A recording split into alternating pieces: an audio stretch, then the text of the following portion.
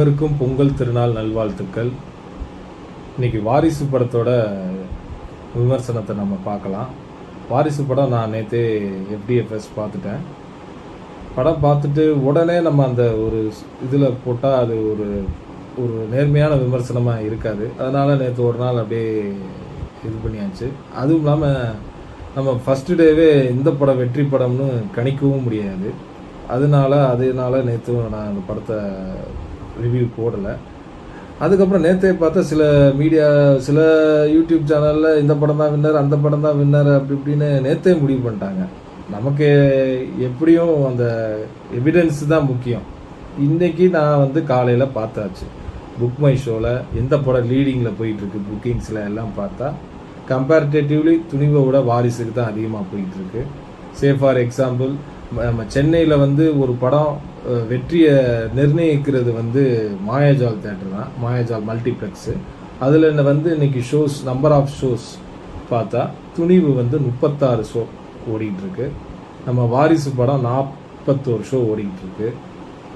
So இங்கேயும் லீடிங்கில் போயிடுச்சு. சென்னை தான் அப்படி இருக்குது. அப்படியே கொஞ்சம் சவுத் சைடு போகலான்னு பார்த்தா கோபுரம் சினிமாஸ், அதுலேயும் பார்த்தா வெறும் 5 ஷோ தான் ஓடுது துணிவு.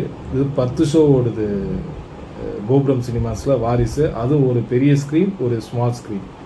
அவங்க ஓட்டுறது அதில் முக்கியமாக ஒரு பெரிய ஸ்க்ரீனோட கொஞ்சம் சின்ன ஸ்க்ரீனு. மொத்தம் 3 ஸ்க்ரீன் இருக்குது. ஒன்று பெரிய ஸ்க்ரீனு, அதோட கொஞ்சம் சின்ன ஸ்க்ரீனு, இன்னொரு ஸ்க்ரீன் ரொம்ப ரொம்ப சின்ன ஸ்க்ரீனு.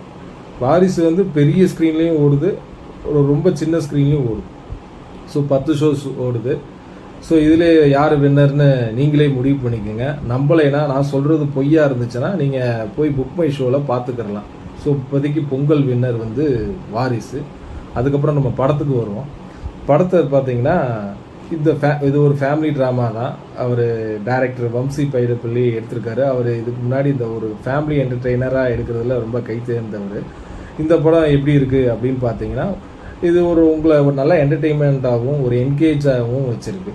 இந்த படத்தில் எனக்கு ஆனால் அவங்க படத்துக்கு முன்னாடி ரொம்ப இமோஷ்னலாக நீங்கள் இதாவீங்க வைப்பீங்க அப்படின்னு சொல்லியிருந்தாங்க. அந்த விஷயத்தில் எனக்கு இந்த படம் ரொம்பலாம் எனக்கு இமோஷனை கொடுக்கல. எனக்கு ஒருவேளை மற்றவங்களுக்கு கொடுக்கலாம்.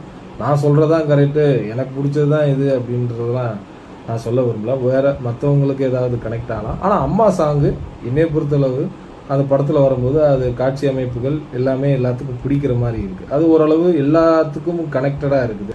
அதனால் படம் நல்லாவே, ஃபஸ்ட் ஹாஃப் ரொம்பவே நல்லா இருந்தது. செகண்ட் ஹாஃபு கொஞ்சம் அங்கங்கே லேக் ஆகும்போது கரெக்டாக சாங்ஸை ஃபிட் பண்ணிட்டாங்க, ஃபைட்டை ஃபிட் பண்ணிட்டாங்க, காமெடியை ஃபிட் பண்ணிட்டாங்க.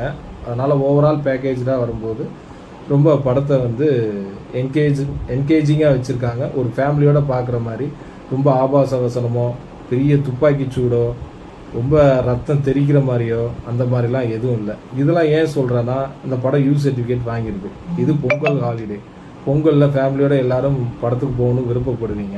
அப்படி போகும்போது எல்லோரும் இந்த மாதிரிலாம் எல்லா பேரண்ட்ஸும் அதை ரொம்ப கேர் பண்ணி தான் கூப்பிட்டு போவாங்க. ரொம்ப சின்ன குழந்தைகளுக்கு அந்த மாதிரி இந்த பிளட்டு தெரிக்கிற படம் அந்த மாதிரிலாம் கூப்பிட்டு போகக்கூடாதுன்னு ரொம்ப ரொம்ப இதாக இருப்பாங்க. அப்படி உள்ளவங்க அந்த படத்தை நீங்கள் தாராளமாக பார்க்கலாம். எனக்கு தெரிஞ்சு அதனால தான் நம்பர் ஆஃப் ஷோஸ் இன்க்ரீஸ்ட் ஆகிருக்கு, இல்லாட்டி அதே லெவலில் ஸ்டேபிளில் இருக்குதுன்னு நான் நினைக்கிறேன். இந்த வாரிசோட படத்தோட வெற்றிக்கு காரணம் அது ஒன்று நான் ரொம்ப நினைக்கிறேன். அதுவும் இல்லாமல் எஸ்பெஷலி சாங்ஸ்லாம் வரும்போது தேட்டரில் யாருமே சீட்லேயே இருக்க மாட்டுறாங்க. ரொம்ப எல்லாருமே டான்ஸ் ஆடிட்டு ஸ்க்ரீன் முன்னாடியே ஆடிடுறாங்க.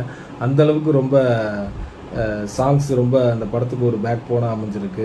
விஜயோட காமெடி ரொம்ப நல்லா ஒர்க் அவுட் ஆகிருக்கு. கில்லி படத்துக்கு அப்புறம் ரொம்ப காமெடி ரொம்ப நல்லாவே பண்ணியிருக்காரு. இதுக்கு இன்பிட்வீன் கேப்பில் நிறையா படத்தில் பண்ணியிருக்காரு காமெடி. அதெல்லாம் நம்ம அங்கங்கே கொஞ்ச நேரம் லைட்டாக அங்கங்கே சிரிப்போம். இந்த படத்தில் நிறையாவே ஃபஸ்ட் ஹாஃபில் நிறையாவே நம்மளை சிரிக்க வச்சுருக்காரு தளபதி விஜய்.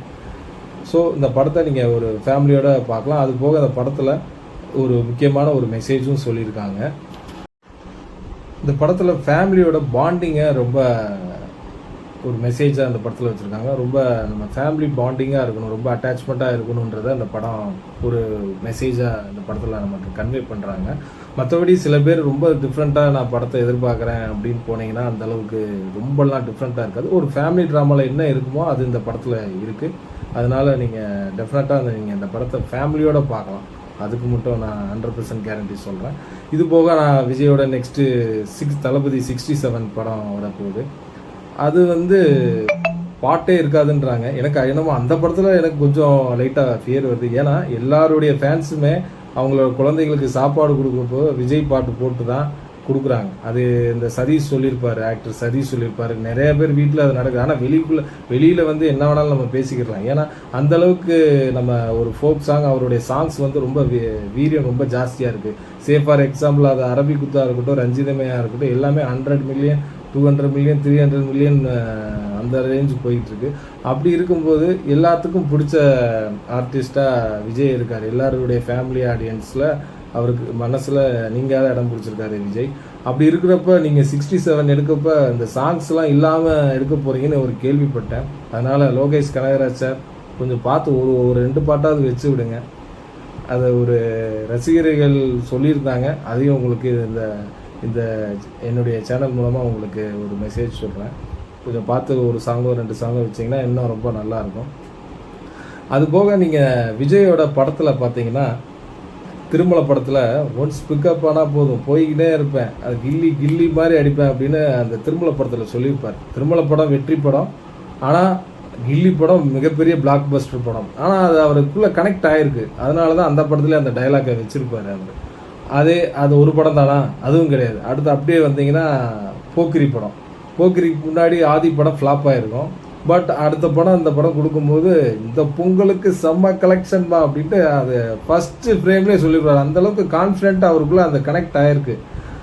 அதனால இந்த படத்துலையும் வாரிசுலையும் சொல்லியிருக்காரு ஒன்று. இவங்க ட்ரெய்லரில் அதை கூட அழகாக கட் பண்ணி போட்டுருந்தா இன்னுமே ரொம்ப ஆடியன்ஸுக்கு ஒரு புத்துணர்ச்சியோடு எடுத்துருக்கும் அந்த ட்ரெய்லரு.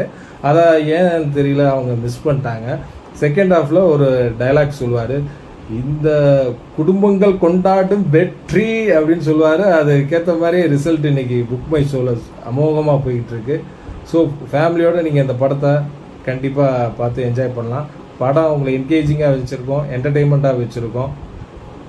நிம்மதியாக நீங்கள் போய் இந்த பொங்கலுக்கு ஒரு நல்ல ஃபேமிலி என்டர்டெய்னராக இந்த படத்தை நீங்கள் போய் பார்க்கலாம்.